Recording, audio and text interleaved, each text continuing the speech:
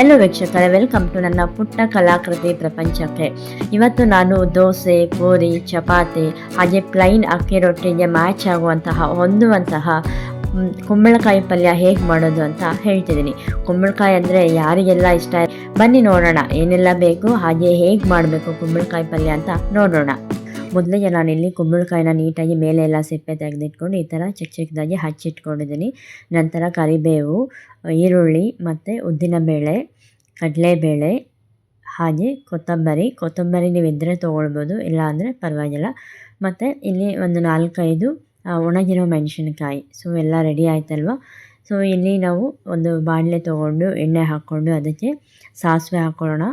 ಸಾಸಿವೆ ಚಿಟಪಟ ಆದಮೇಲೆ ನಾವೇನು ತೆಗೆದಿಟ್ಕೊಂಡಿರ್ತೀವಲ್ಲ ಕಡಲೆಬೇಳೆ ಮತ್ತು ಉದ್ದಿನಬೇಳೆ ಎರಡನ್ನೂ ಹಾಕ್ಕೊಂಡು ಚೆನ್ನಾಗಿ ಫ್ರೈ ಮಾಡ್ಕೊಳ್ಳೋಣ. ಸೊ ಚೆನ್ನಾಗಿ ಫ್ರೈ ಆಗಬೇಕು ಇದು ಆಯಿಲಲ್ಲೇ. ಇನ್ನು ಕುಂಬಳಕಾಯಿ ಅಂತ ಬಂದರೆ ಕುಂಬಳಕಾಯಿ ತುಂಬಾ ಫೇಮಸ್ ಆಗಿದೆ ಈಗ. ಅದರಲ್ಲೂ ಬೀಜ ಅಂತೂ ತುಂಬಾ ಆರೋಗ್ಯಕ್ಕೆ ಒಳ್ಳೆಯದು ಅಂತ ಹೇಳ್ತಾರೆ. ಸೊ ನಾವೆಲ್ಲ ಚಿಕ್ಕವರು ಇರಬೇಕಂದ್ರೆ ಬೀಜನ ಸಪೋಸ್ ಮಾಡ್ತಿದ್ವಿ, ನಾವು ಅದನ್ನೆಲ್ಲ ತೆಗೆದು ತಿಂತಾಯಿದ್ವಿ. ಹೇಗಪ್ಪ ತೆಗೆಯೋದು, ಹೇಗೆ ಮಾಡೋದು ಅನ್ಕೋತಿದ್ವಿ. ಆದರೆ ಈಗಂತೂ ಬ್ರ್ಯಾಂಡ್ಗಳೇ ಬಂದುಬಿಟ್ಟಿದೆ. ಒಬ್ಬೊಬ್ಬರು ಒಂದೊಂದು ಥರ ಬ್ರ್ಯಾಂಡ್ ನೇಮ್ ಇಟ್ಬಿಟ್ಟು ಮಾರ್ತಿದ್ದಾರೆ. ಸೊ 100 ಗ್ರಾಮೆಲ್ಲ 120, 130 ಈ ರೀತಿ ಇದೆ. ಅಷ್ಟು ರೇಟ್ ಆಗಿದೆ ಇವಾಗ ಕುಂಬಳಕಾಯಿ ಬೀಜಕ್ಕೆ. ನೋಡಿದ್ವಲ್ಲ, ಇಲ್ಲಿ ಕಡಲೆಬೇಳೆ ಮತ್ತು ಉದ್ದಿನಬೇಳೆ ಎರಡು ಫ್ರೈ ಆಯಿತು. ಮೆಣಸಿನ್ಕಾಯಿ ಹಾಕ್ಕೊಂಡು ನೀಟಾಗಿ ಫ್ರೈ ಮಾಡ್ಕೊಳ್ಳಿ. ನಂತರ ಕರಿಬೇವು ಮತ್ತು ಈ ಥರ ಮೀಡಿಯಮ್ ಆಗಿ ಹಚ್ಚಿಟ್ಕೊಂಡಿರೋಂಥ ಈರುಳ್ಳಿನೂ ಹಾಕ್ಕೊಂಡು ಸ್ವಲ್ಪ ಚೆನ್ನಾಗಿ ಫ್ರೈ ಮಾಡ್ಕೊಳ್ಳಿ.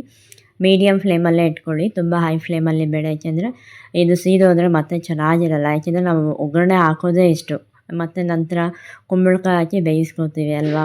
ಸೊ ಹಾಗಾಗಿ ಒಗ್ಗರಣೆನ ಸ್ವಲ್ಪ ನಿಧಾನಕ್ಕೆ ಚೆನ್ನಾಗಿ ಫ್ರೈ ಮಾಡ್ಕೊಳ್ಳಿ. ಸೊ ನಂತರ ಈರುಳ್ಳಿ ಎಲ್ಲ ನೀಟಾಗಿ ಸಾಫ್ಟಾಗಿ ಫ್ರೈ ಆದಮೇಲೆ ನಾವೇನು ಹಚ್ಚಿಟ್ಕೊಂಡಿರ್ತೀವಲ್ಲ ನೀಟಾಗಿ ವಾಶ್ ಮಾಡಿಕೊಂಡು ಅದನ್ನು ಕುಂಬಳಕಾಯಿನ ಈ ಥರ ಅದೆಲ್ಲ ಹಾಕ್ಕೊಂಡು ಚೆನ್ನಾಗಿ ಮಿಕ್ಸ್ ಮಾಡ್ಕೊಳ್ಳಿ.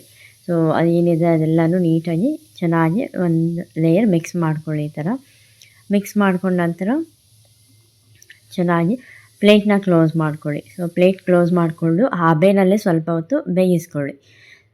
ಇನ್ನು ಕುಂಬಳಕಾಯಿ ಬೀಜ ಅಂತಲೇ ಬಂದರೆ ಮೂರ್ತಿ ಚಿಕ್ಕದಾದರೂ ಕೀರ್ತಿ ದೊಡ್ಡದು ಅಂತ ಹೇಳ್ತಾರೆ. ಕೇಳೇ ಇದೀವಲ್ಲ ಗಾದೆ. ಅದನ್ನು ಎಷ್ಟೋ ಅರ್ಥ ಇದೆ ಅಲ್ವ ನಮ್ಮ ದೊಡ್ಡವರು, ಆಗಿನ ಕಾಲದವರು, ವಯಸ್ಸಾದವರು ಹೇಳಿರೋ ಮಾತುಗಳಲ್ಲಿ. ತುಂಬ ಚಿಕ್ಕದೇ ನೋಡೋದಕ್ಕೆ, ಆದರೆ ಅದರಲ್ಲಿ ಎಷ್ಟು ಹೆಲ್ತ್ ಬೆನಿಫಿಟ್ ಇದೆ ಅಂದರೆ ಗೊತ್ತಲ್ವ ನಿಮಗೇನೆ. ಇನ್ನು ಕುಂಬಳಕಾಯಿ ಸ್ವಲ್ಪ ಬೆಂದಿದೆ ಅಲ್ವಾ ಹಬೆನಲ್ಲೇ. ಸೊ ಈಗ ನೀವು ಅದಕ್ಕೆ ಎಷ್ಟು ಬೇಕಾಗುತ್ತೋ ಅಷ್ಟು ನೀರು ಹಾಕೊಳ್ಳಿ. ನಾನಿಲ್ಲಿ 3/4 ಗ್ಲಾಸ್ ನೀರು ಹಾಕ್ಕೊಂಡಿದ್ದೀನಿ ಕೂಡ. ಹಾಕ್ಕೊಂಡು ಚೆನ್ನಾಗಿ ರೀತಿ ಮಿಕ್ಸ್ ಮಾಡಿಕೊಂಡು ಮತ್ತೆ ಪ್ಲೇಟ್ ಕ್ಲೋಸ್ ಮಾಡಿಕೊಂಡು ಸಿಮ್ಮಲ್ಲೇ ಅಥವಾ ಮೀಡಿಯಮಲ್ಲಿ ಬೇಯಿಸ್ಕೊಳ್ಳಿ. ನೋಡಿದ್ರಲ್ಲ, ಸೊ ನೋಡಿ ಕುದೀತಾ ಇದೆ, ಬೆಂದಿದೆ ಕೂಡ. ಇನ್ನೂ ಸ್ವಲ್ಪ ನೀಟಾಗಿ ಮತ್ತೆ ಇನ್ನೂ ಒಂದು ರೌಂಡ್ ಇಲ್ಲಿ ಮಿಕ್ಸ್ ಮಾಡಿಕೊಡಿ. ಹಾಗೆ ರುಚಿಗೆ ತಕ್ಕಷ್ಟು ಉಪ್ಪನ್ನು ನೀವಿಲ್ಲೇ ಆ್ಯಡ್ ಮಾಡ್ಕೊಳ್ಳಿ.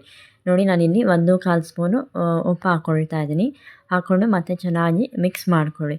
ಸೊ ಆಲ್ಮೋಸ್ಟ್ 3/4 ಭಾಗ ಇಲ್ಲಿ ಬೆಂದಿದೆ ಆಯ್ತಲ್ಲ. ಮತ್ತು ಇಲ್ಲಿ ಲಿಡ್ ಕ್ಲೋಸ್ ಮಾಡ್ಕೊಳ್ಳಿ.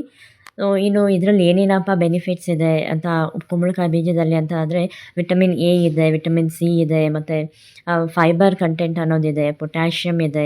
ಮತ್ತು ಇದು ತುಂಬ ಉಪಯೋಗ ಅಂದರೆ ಚರ್ಮದ ಒಂದು ರೋಗ ಅಥವಾ ಏನಾದರೂ ಪ್ರಾಬ್ಲಮ್ ಆಗಿದ್ದರೆ ಅದನ್ನು ಮತ್ತೆ ಹೊಸ ಚರ್ಮ ಬರೋದಕ್ಕೆ ಇದು ತುಂಬಾ ಯೂಸ್ ಆಗುತ್ತಂತೆ. ನೋಡಿದ್ರಲ್ಲ ಎಷ್ಟೊಂದು ಬೆನಿಫಿಟ್ ಇದೆ ಅಂತ. ಸೊ ಇದನ್ನು ದಿನನಿತ್ಯ ಸೇವಿಸೋದ್ರಿಂದ ತುಂಬಾ ಉಪಯೋಗ ಇದೆ. ಸೊ ನೋಡಿದ್ರಲ್ಲ, ಆಲ್ಮೋಸ್ಟ್ ಎಲ್ಲನೂ ಬೆಂದಿದೆ ನೀಟಾಗಿ. ಸೊ ನಾವೇನು ಇವಾಗ ಕೊತ್ತಂಬರಿ ಇಟ್ಕೊಂಡಿರ್ತೀವಲ್ಲ ಅದನ್ನು ಹಾಕಿ ಮಿಕ್ಸ್ ಮಾಡ್ಕೊಳ್ಳೋದಷ್ಟೇ. ಸೊ ಇಲ್ಲಿ ನೀವು ಸ್ಟವ್ ಆಫ್ ಮಾಡ್ಕೊಂಡ್ಬಿಡಿ. ನೋಡಿದ್ರಲ್ಲ ಎಷ್ಟು ಚೆನ್ನಾಗಿ ಬೆಂದಿದೆ ಅಂತ. ತುಂಬ ಬೇಯಿಸ್ಕೊಳ್ಬೇಡಿ, ಮುದ್ದೆ ಆಗೋಗ್ಬಿಡುತ್ತೆ.